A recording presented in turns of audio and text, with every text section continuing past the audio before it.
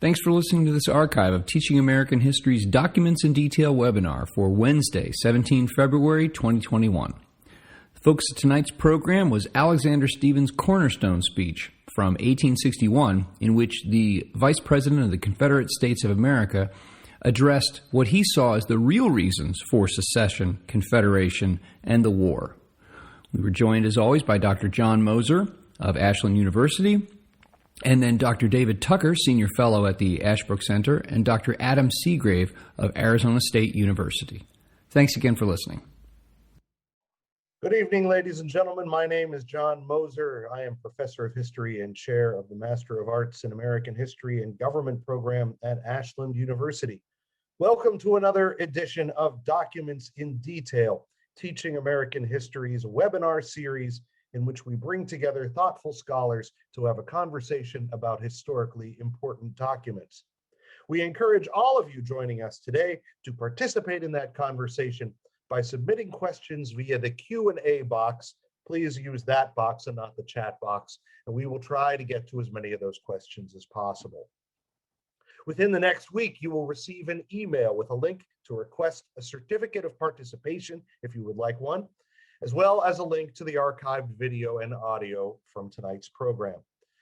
The speeches, letters, and other works that we're using for this year's webinars are all drawn from our book, 50 Core American Documents. They are also available at the Ashbrook Center's voluminous document database located at tah.org. The subject of tonight's program is Alexander Stephens' Cornerstone Speech, and to help discuss that speech are Dr. Adam Seagrave, Associate Director of the School of Civic and Economic Thought and Leadership, as well as Associate Director of the Center for Political Thought and Leadership at Arizona State University, and Dr. David Tucker, Senior Fellow at the Ashbrook Center and Associate Director of the Master of Arts in American History and Government program at Ashland University. Both of these gentlemen are faculty members at Ashland University's program of the MAG program, Master of Arts in American History and Government. So I'll say a little more about that toward the end. So, gentlemen, very nice to have you with us tonight. Great to be here. Thanks, John. Yeah, John, thanks. So the Cornerstone address. Why is this address important enough to be included among a book called 50 Core American Documents, right? We got 50 documents to sum up the entire warp and woof of American history, so to speak. Why does this deserve to be among them?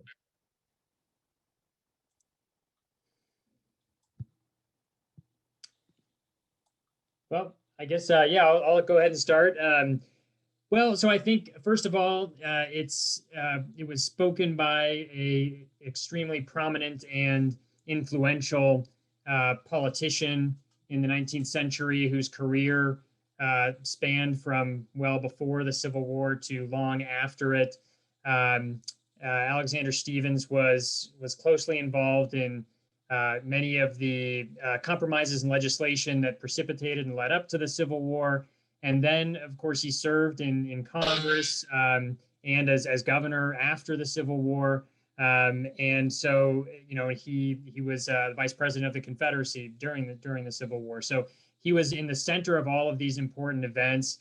And this speech in particular, I think, is really noteworthy because of the way it highlights the centrality of slavery to the Civil War as a or the primary cause of the Civil War.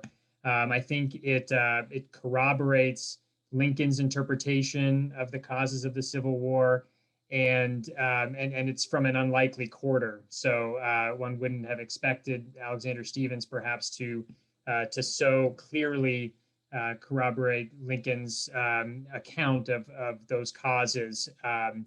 And so it's sort of I think it's a surprising speech, and it's just a really important window, I think, into the controversy of the Civil War. David. Yeah, I would add that Stephens was a Whig and a friend of Lincoln's. I mean, maybe friend is too strong a term, but they knew each other from Congress. both Whigs, and Stephens resisted secession. So this is the view not of a fire-breathing radical Southerner, but of a kind of moderate Southern politician. And it's striking, as Adam said, that how contrary it is to Lincoln's view, even though they shared certain things, regard for the Union and their basic Whig principles, a complete repudiation of the Declaration of Independence, whereas Lincoln embraced the Declaration. The first thing I want to ask about is this: what are Stephens' inspirations? Now, David Kless asks, what relationship, if any, did Stephens have with James Henry Hammond? I noticed several themes, some similar themes between Stephens' speech and Hammond's Mudsill speech. Did he draw on Hammond? Did he have other inspirations?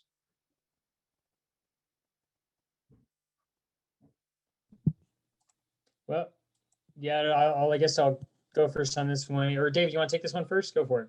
Well, I was just going to say that I was struck this time rereading it about the similarity with the Mudsill. You know, in other words, this claim that civilization has to rest on a laboring class, that you can't have people with leisure unless you have other people with no leisure. And again, that's an interesting difference from Lincoln, or from the Republican view generally, which was that free labor was compatible with a high degree of civilization. So that's a difference. Another point, I think it's clear that Stephens was an intelligent man and well-educated, and he's reflecting, as he says, the latest developments in science. So this is, referring to work that was already, we associate this maybe with after the Civil War and Darwin, but already geologists had done some work on the age of the Earth, and there were scientists, sophisticated scientific opinion was arguing that there were races that were distinct and so forth. So although he invokes providence, there's a kind of separation, in some degree, a kind of separation from the more traditional biblical view of these things. Yeah. I was struck also, as David says, by the role of science. David and I are actually collaborating on, have been for a while, on another project involving issues of science in relation to politics, and so I was struck by that as well. Already, I think certain sort of early evolutionary ideas about the different races are in play here. So Darwin's Origin of Species had been just published in 1859, I believe, so just a couple years earlier. Another interesting historical fun fact that many here probably know, who are present, or some at least, that Lincoln was born on the same day as Darwin. Of course, just a few days ago, we celebrated their common birthday of February 12th. And same day, same year, in fact, not even the same birthday. So that's an interesting historical curiosity. But I think the role of science is really interesting and important here, as David mentions. And yeah, the reference to the substratum class of society, right? Enslaved African Americans is this kind of substratum, and the metaphor of the building and the construction. Yeah, I was struck by that as well. I mean, in terms of longer, older sorts of influences, I also particularly noticed this time around the early reference to the principles of Magna Carta and the reference to ancient rights, franchises, and liberties. So perhaps that plays into, as David said, the rejection of the Declaration of Independence in this kind of recurrence to even earlier British kinds of ideas of rights that are not universalized, that are particular to a class of people or people from a particular place. And so I noticed that may have been an important influence as well, these earlier pre-Declaration of Independence British ideas of rights. Yeah, I was, if you don't mind, John, I wanted to follow up on something Adam said. We think of Darwin now as the most important character in this, but I don't know that Stephens had read Darwin, or even if the book was available in the United States in 1861 or whatnot. But I think generally from the viewpoint that the term, a term like races of men is language that was common in the 18th century. You know, it occurs in Jefferson's notes on the state of Virginia. And from the 19th century, I think perspective of mid-century, I don't know that, I mean, this would have been, Darwin would have been seen as one among a number of people speaking about in a kind of evolutionary way. I don't think he dominated people's thoughts the way he does now when we think about these things. So I think it's important to understand for the speech that Stephens was reflecting kind of, if you could put it this way, among sophisticated people, kind of common views of what was the state of human knowledge. And Lincoln might even be seen as the old-fashioned person insisting on, in biblical terms of a common birth. You know, already there were theories called polygenesis that the humans had developed in different places. This is really not in a common creation by God, but in different places. And this is really the beginning of various racial theories that grew in importance and became so, so it had such an evil effect later in the 20th century. So we're just seeing the beginnings of that here in this speech. So what was the occasion for this speech? I know to the general setting, seven states have seceded from the Union in the wake of Lincoln's election. Now they're not sure what's happening. At one point, Stephens expresses some hope that there might not be a war. Who is his audience? Why is he giving this speech? Well, he's already the provisional vice president of the Confederacy. He's back in Georgia. So he's become a prominent, I mean, he was, as Adam pointed out, it's not as if he suddenly emerged out of nowhere. I mean, he was an established political figure. But there's a tremendous amount of interest in secession. He's back in Georgia. He's asked to give a speech. And in the journalist's report of this, there are people clamoring to get inside to hear him.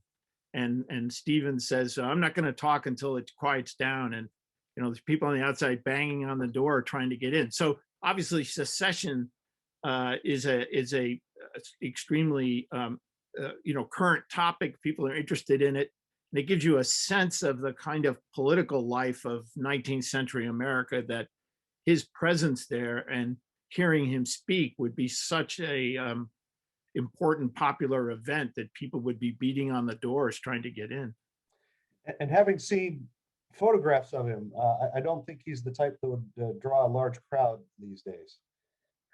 No, you're right. I mean, I mean, people have often said, could Lincoln win an election in late 20th century America? Yeah. Would anybody have cared? Yeah, the days of TV, right? Yeah. Francil Zhuang asks, it's uncommon for political figures to stray from the founding fathers. So why did Stephens choose to openly denounce the Declaration of Independence and Thomas Jefferson rather than to try to make his own views try to fit theirs? That's interesting. I mean, Woodrow Wilson, for example, instead of denouncing Jefferson, he just created a Jefferson that would fit his own agenda. But that's not what Stephens is up to. Yeah, I think it is a good question, because you could see perhaps that an argument for sort of continuity being rhetorically helpful in some ways, and that's there to some extent when Stephens says, even though Jefferson had the wrong idea about human equality, that he foresaw that the Union would split on this issue. So there's that. But also, I think this is a new founding, in a way, a new political founding, in a way that later and in previous sort of efforts at refounding the United States are not. I think maybe that's some of the difference here, that the principles as he signals by the reference to the cornerstone, the principles of the political union have to be different to inspire the kind of attachment perhaps to the idea of forming a new political union. That if the principles are the same, why can't we simply refound or work things out or alter the structure? Why does it have to be a revolution, right? A new revolution, a new political union that the Confederacy has built. So that would just be my thought, that the occasion was right for him in his political judgment to treat this as a new founding rather than a refounding or a building upon the old. Yeah, I think it's a very good question, because you pointed John Woodrow Wilson, but also you could say Franklin Roosevelt. And I'll put a plug in here for a Jefferson scholar, Merrill Peterson, whose book, The Jefferson Image in the American Mind, traces how everybody has used, no matter what your position is, there's something that Jefferson said that you can use to support it. And so it is interesting here that Stephens doesn't do that.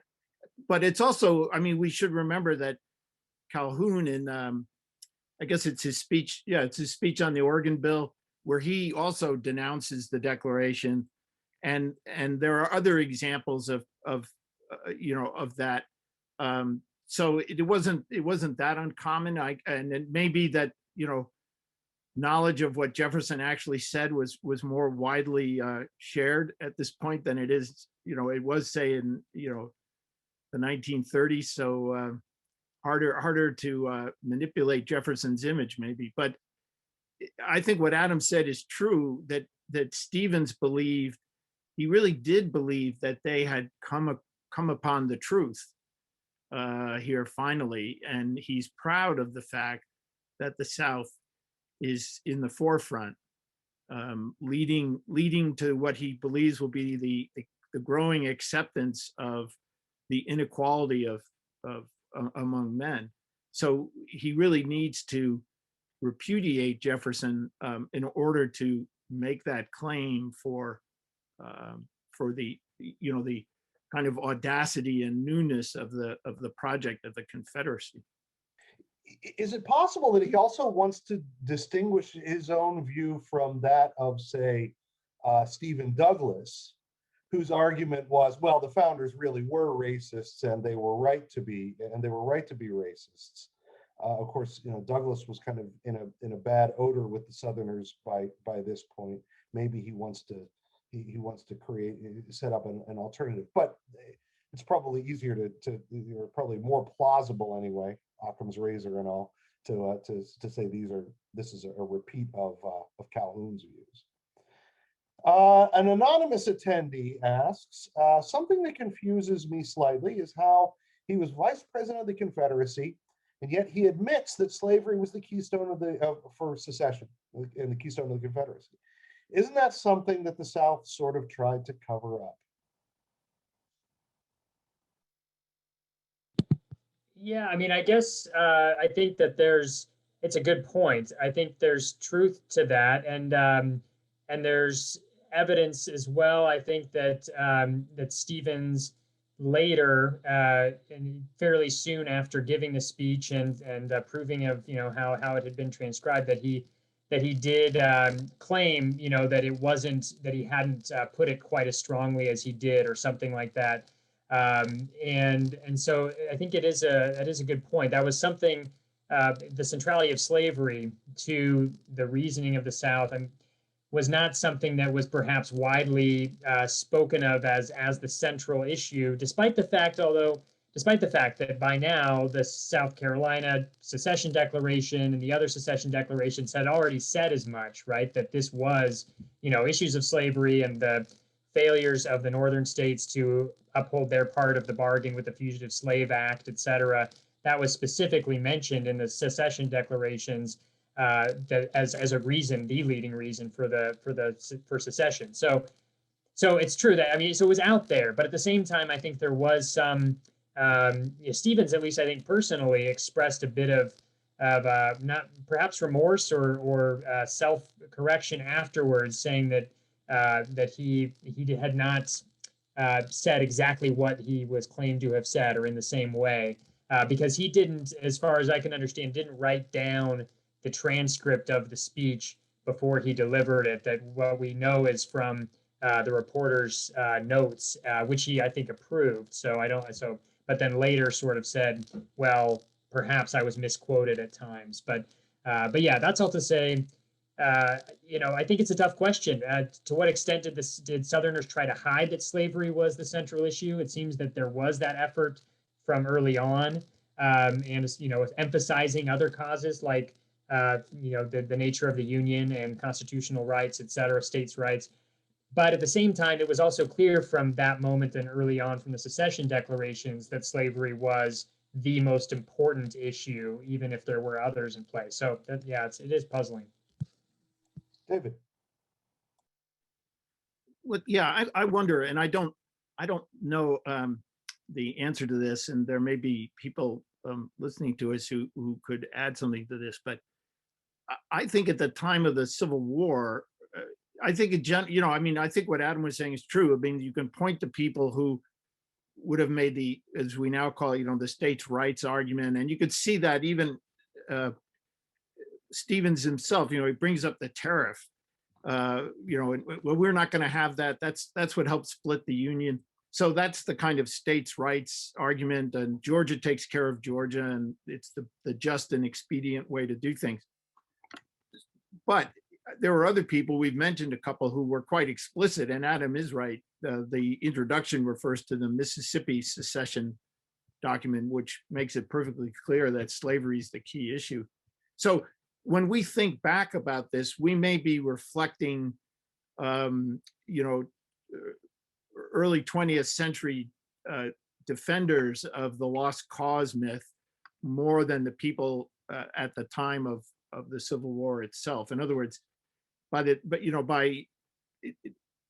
Jim Crow is established, but by the 30s and 40s, it's nobody really wants to claim that statue of Robert E. Lee is there honoring or to manifest the importance of slavery. It's about this noble effort to defend liberty. Ibrahim Qureshi asks, did the Confederacy believe that the revolution, that is their revolution, could realistically be accomplished bloodlessly? And this is in reference to the first paragraph of the speech.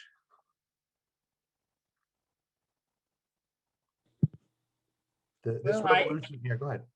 Yeah, could it be accomplished bloodlessly? Right. Obviously, Stephens says that, but I guess the question is, was he genuine in saying that, and was that a plausible belief or widely held belief at the time?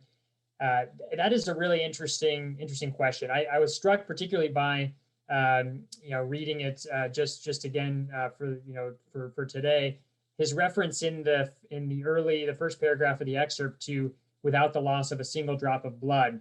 And you fast forward to Lincoln's second inaugural address and the famous metaphor of divine justice, that not until every drop of blood drawn by the lash is matched by a drop drawn by the sword, et cetera. Right? That was an interesting juxtaposition for me, and I do think that there's a sort of when we look back on the Civil War being by far the bloodiest war of American history, that we think there's an inevitability to it, when I think it's true that there wasn't for Stephens and many others at the time. I think it wasn't clear how Lincoln would respond, exactly what he would do, and I think it was unforeseen by most of the people who ended up being involved in the war. I think at least the extent of it, I think, was unforeseen by just about everybody, as far as I can tell. So yeah, so I think that it's not necessarily implausible that Stephens points out that this might have happened without the at least significant loss of blood. And if we think, Stephens mentions this in the speech. What about the border states? If they had gone with the Confederacy, which Lincoln thought it was clear early that was a primary concern, trying to keep the border states from joining. But it would have been, there was opinion in the North that it wasn't worth fighting over slavery. And if the border states had gone, then there may have been a battle.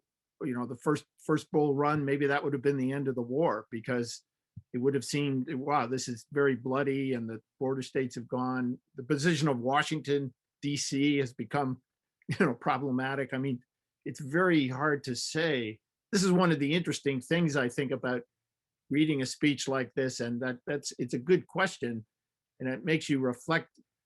We don't appreciate, because we're looking back, we don't appreciate the contingencies that somebody like Stephens or Lincoln was dealing with, and how those go, how they were going to change, or what decisions would be made, gave a lot of fluidity that to us seems, now not the case, and things have assumed a pattern, but obviously they hadn't back then.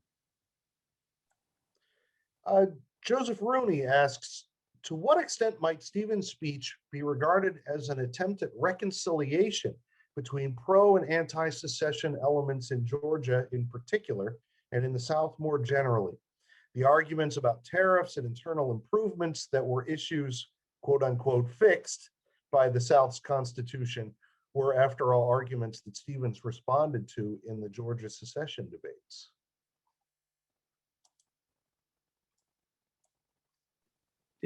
Another good question. I honestly don't know to what degree Stephens, in his own mind, thought he was doing that, but it's clear that he was a critic of the president, for whom he was the vice president. He didn't like Confederate policies. He had, he was a Whig. He had a certain kind of orientation towards the United States and towards the Union and towards economics and so forth. So there was a lot of, I think, more than we now think of. There was within the South political disputes. There were Unionists in various places in the South. They were a problem for the Confederates. So I don't know exactly how Stephens thought of that. He's clear. I think it's clear that he wanted to maintain a kind of reputation for independence, because he says himself, there are parts of this Constitution I don't think are very good. I'm not going to belabor that point, but he wants people to know that he can be a critic of the South, and I think equally knew that there were various kind of political factions in the South, and he was not a kind of former Democrat fire eater, Southerner, so to speak. So that's in his own personality and his own positions. He represented the you might say factionalism of Southern politics. Oh.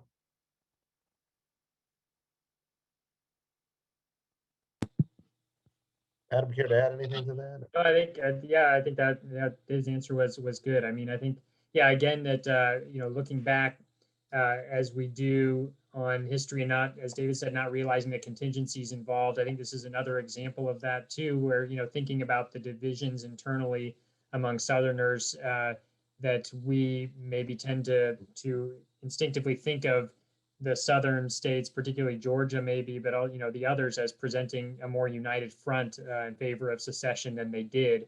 And we don't realize the extent to which it was contested. So that's just another example of the contingencies of history that we don't always appreciate much later.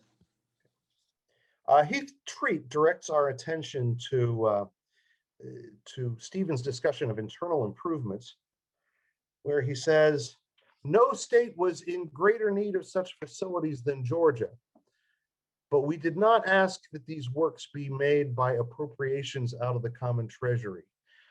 The cost of the grading, the superstructure, and the equipment of our roads was borne by those who had entered into the enterprise. Skipping a bit, the true principle is to subject the commerce of every locality to whatever burdens may be necessary to facilitate it. Is this ideology perhaps the reason why there are fewer railroads and industrialized parts of the South?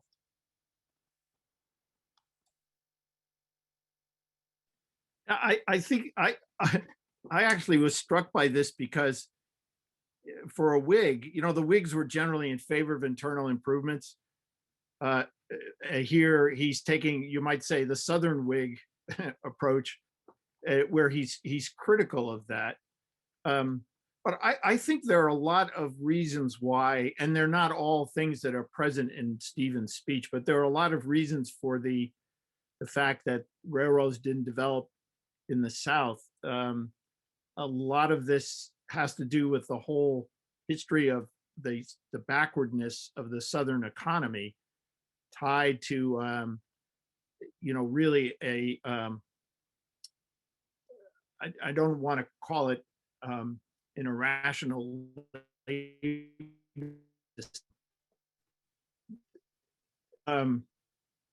in the sense that the dominant approach in the North, you could say, or came to be the dominant approach in the North, was to use capital more freely because there were fewer restrictions, even political restrictions, on how capital could be used. So there wasn't really an entrenched oligarchy in the South, which wanted to maintain a certain way of life. And that way of life did not need a highly developed industrial economy. In fact, that highly developed industrial economy would have destroyed that way of life.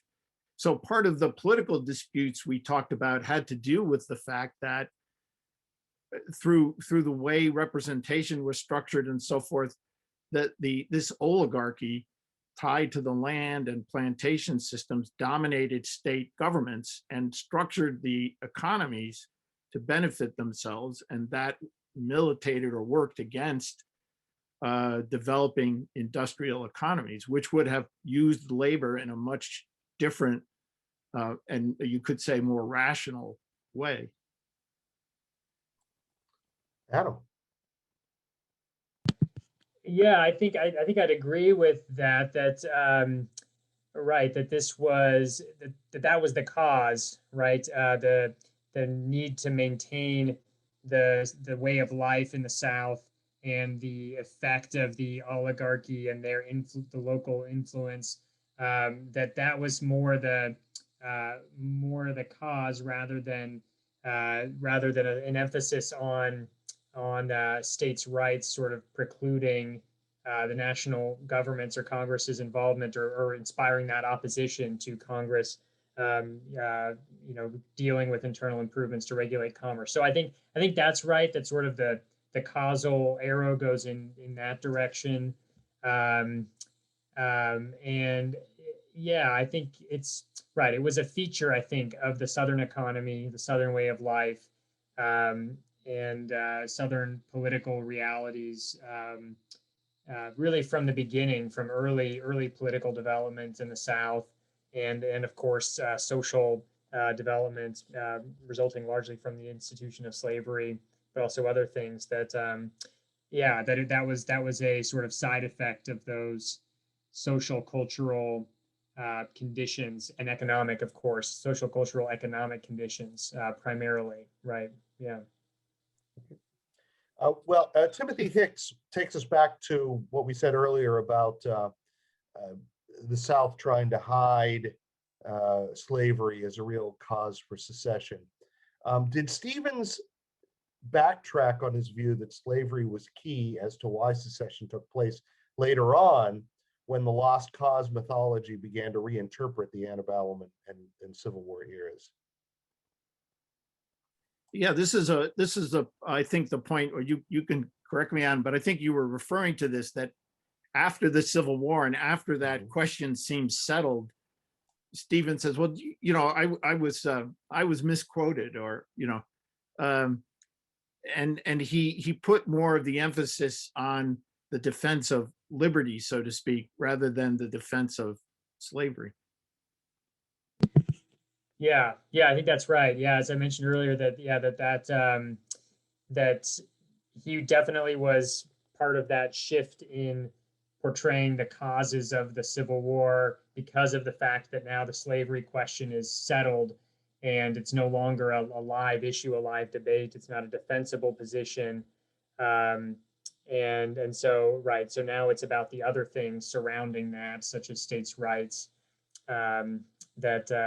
Yeah, so I think, yeah, he certainly did, as so many others in the South did, to shift the reasoning behind the Civil War. Yeah, which I think is one of the great sort of victories of the war itself, and of Lincoln, of course, himself, was the fact that it settled the moral question of slavery in such a permanent way that it was no longer even able to be invoked by people in the South as a legitimate live argument, a live position, that it was really kind of defeated in thought and idea as well, not just on the battlefield. So Chris Whitehead asks, how did Stephens' views expressed in this speech mature or change as he continued in politics post-Civil War? This may have been pretty much what you've already said. Is there anything more that you would add in that?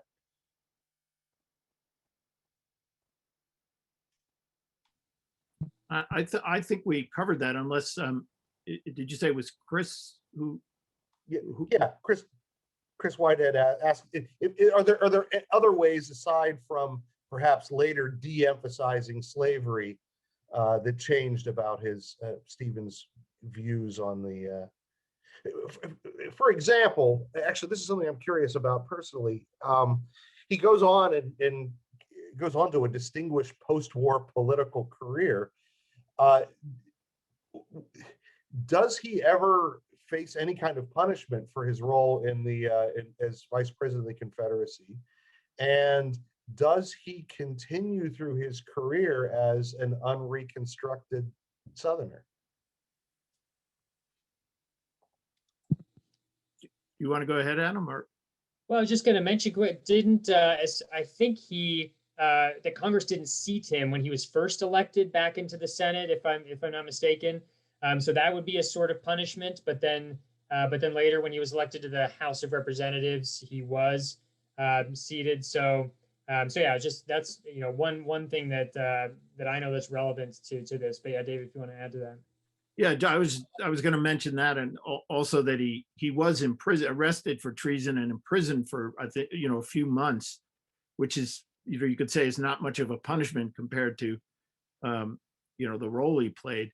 But part of certainly in the Johnson administration, the idea was to remove those barriers to office holding, partly because they felt the South wouldn't be able to revive unless its leading characters were involved with its life again. Although that obviously had produced some, from our viewpoint, I think, unfortunate outcomes with regard to Reconstruction. My wife and I, years ago when we lived in Georgia, actually visited Alexander Stephens' home in Crawfordsville. It's a very interesting visit.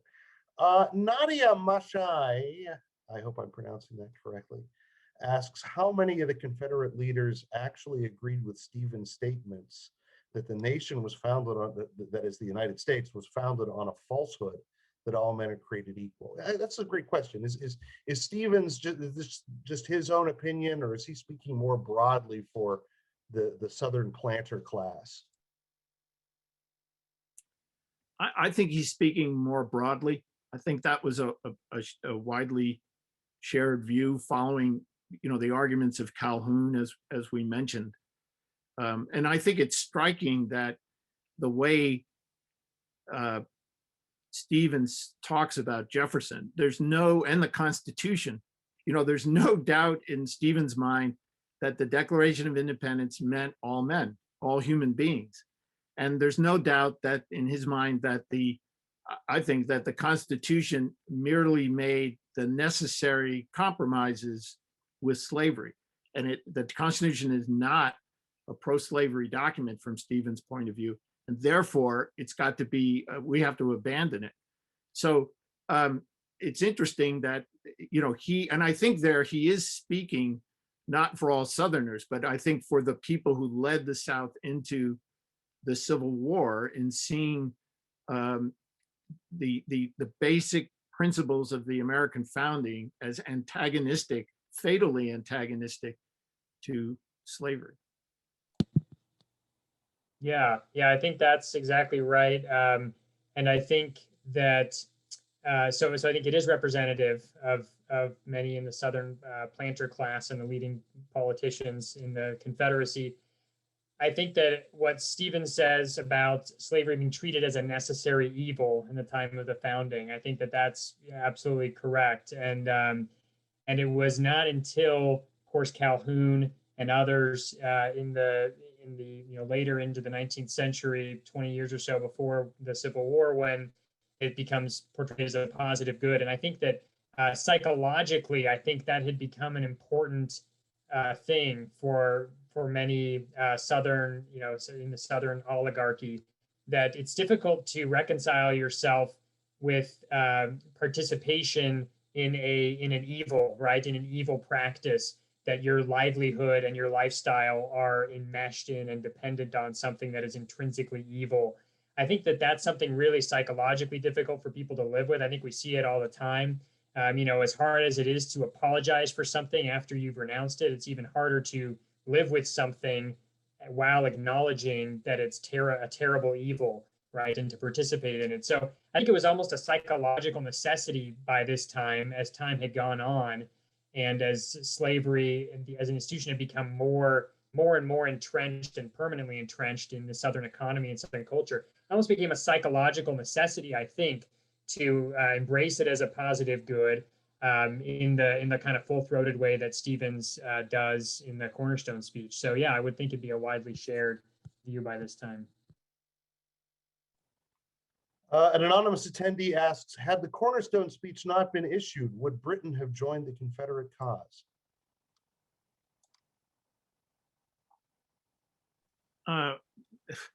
That's a hard. I would just say I don't think the Cornerstone Speech was critical in that regard. There were other things weighing on the British decision. Okay. Yeah. If it had not been, I don't think so either. I wouldn't say that it was pivotal. I mean, certainly it couldn't have helped Britain to get on board with joining the Confederacy. But yeah, I don't know if it would have been pivotal either. Also, anonymous attendee asks, how could Stephens be a moderate as well as vice president of the Confederacy? It seems like an oxymoron.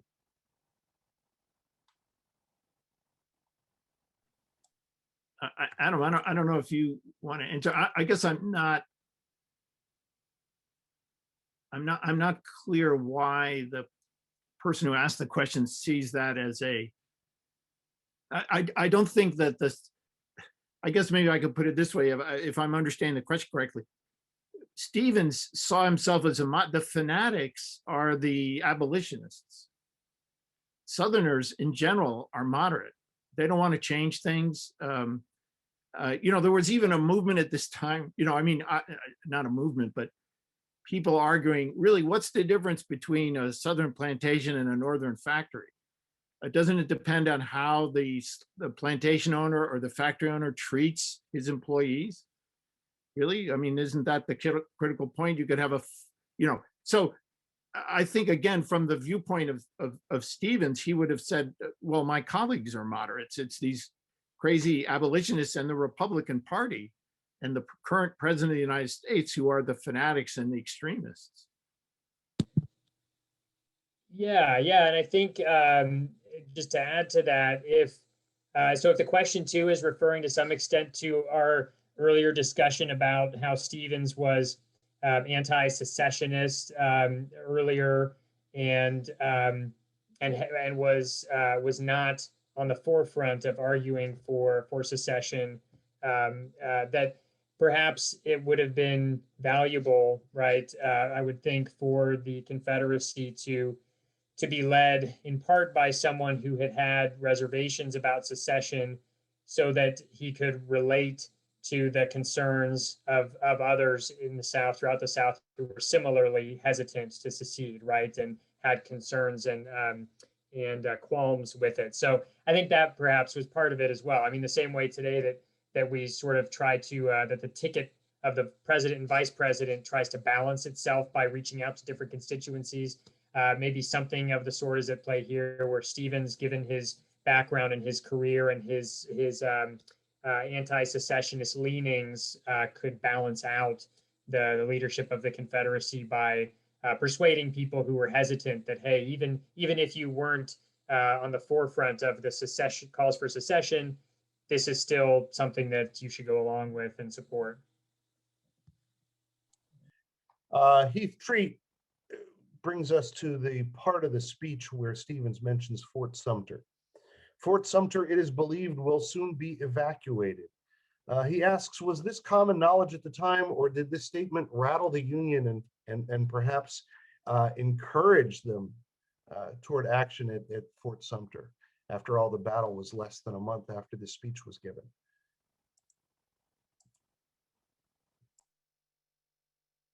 Yeah, I think that the view, again, you know, if you were thinking about Buchanan, it would be easy to conclude that Fort Sumter would soon be evacuated. Lincoln is, you know, a couple of weeks after his inauguration, right? So the course of the war is, you know, far from clear. And even what Lincoln is going to do, I mean, generally speaking, his inaugural address was conciliatory. I don't mean to say that it would have struck every Southerner as conciliatory, but Lincoln was saying, we're not going to initiate the war and so forth. It might not have been, I mean, I don't think it would have been startling to people to say that Sumter will soon be given up. Yeah, as far as I know, I would agree with that. It seems right to me that Lincoln had not made clear that he would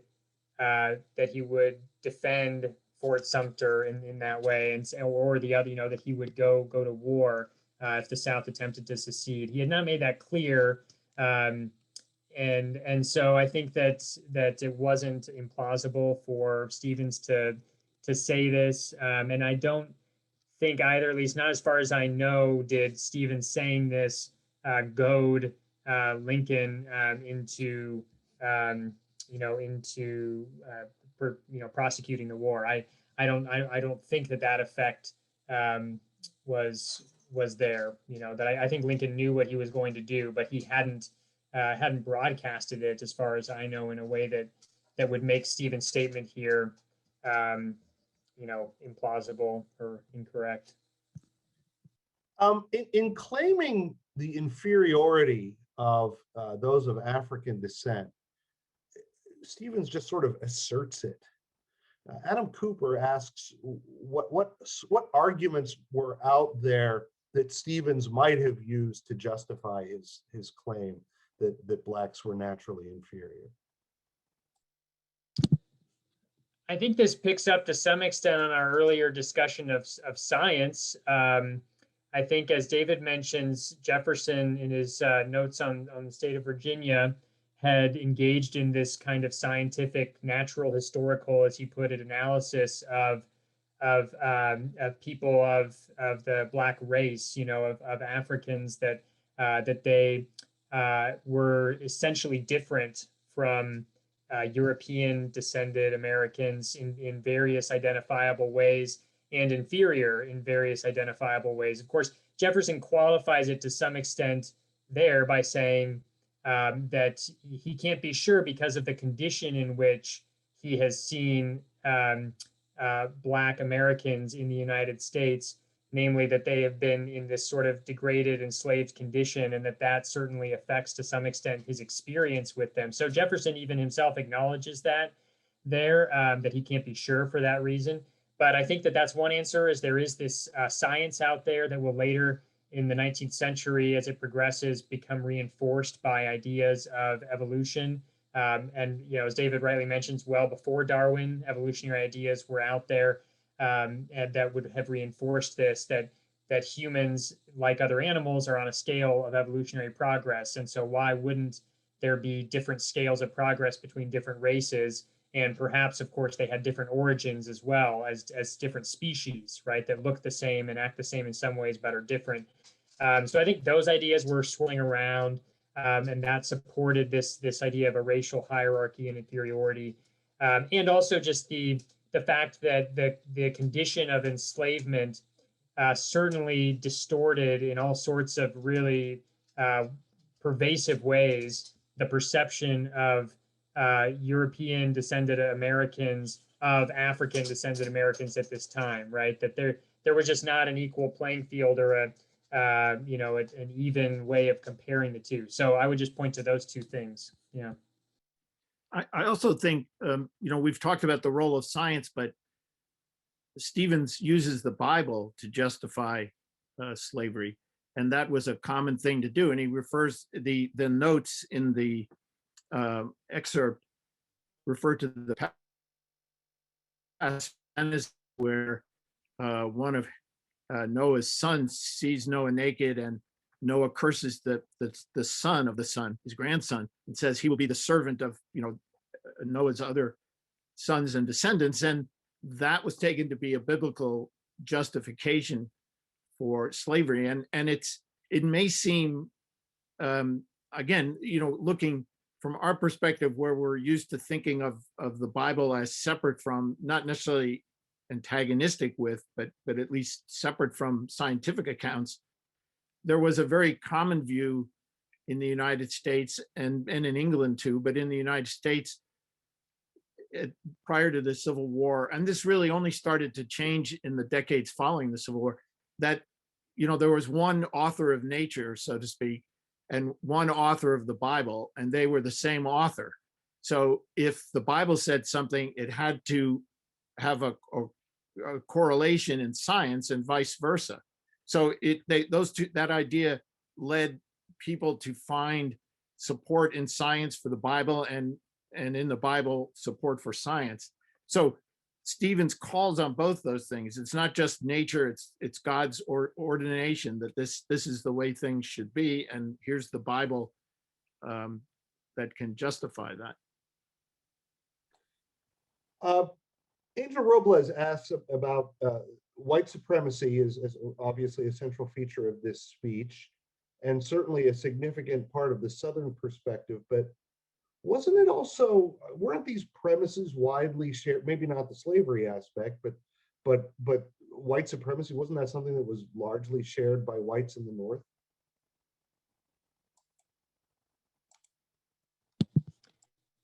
Yeah, I guess I'd say definitely that is the case. I think it's been pointed out a lot, especially recently, that Lincoln himself had ideas that he expresses that appear to reflect his subscription to the idea that there's a kind of hierarchy between different races, and that there was a superiority in many ways of the white race to the black race. And it's not something, of course, that seems to be a strongly held opinion for Lincoln, or one that he talks about often or elaborates on.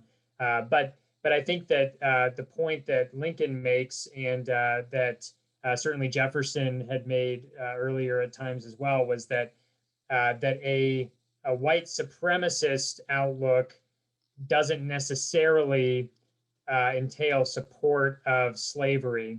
That you could be, and many in the North were, even some abolitionists perhaps, you could be a white supremacist in terms of thinking there was a superiority of the white race, and yet be someone who thought that all men are created equal,